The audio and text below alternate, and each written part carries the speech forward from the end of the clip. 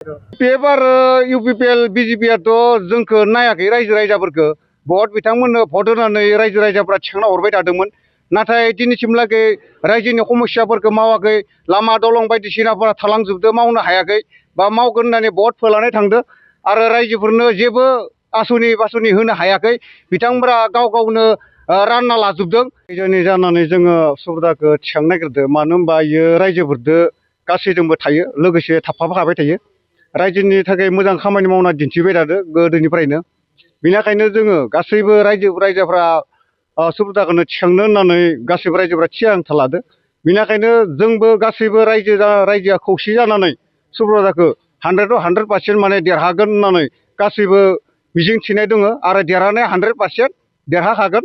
बेनिखायनो जोङो गासै रायजो राजाफोरा साधारन माने मानसि सिस्टेमै बिथाङा खामानि मावबाय थायोमोन जोंफोरदो गामिनि मानसिफोरदों।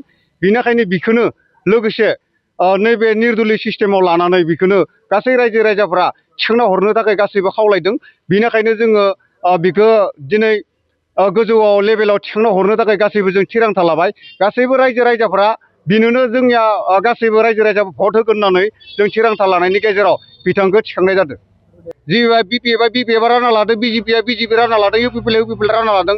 बेनिखायनो जोङो गासैबो रायजो राजाफ्रा मोनसे समस्याखौ नुनानै बिथां सुब्रतखौ थिखांनो थाखाय गासै रायजो राजाफ्रानो मदद जालायनानै दिनै बिथांखौ गोख्रों राहाजों माने रायजो राजाफ्रा थिखांना हरगोन होननानै जोङो थिरांथा लादो आरो रायजो राजाफ्रा खुद्रिदो बिथांमोननि खामानि मावनायखौ मोजां मोनाखै।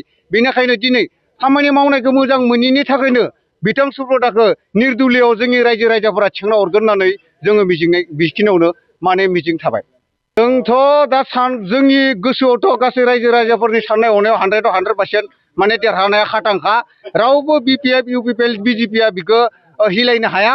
100% देरहाखानाया बे जोंनि खाथां।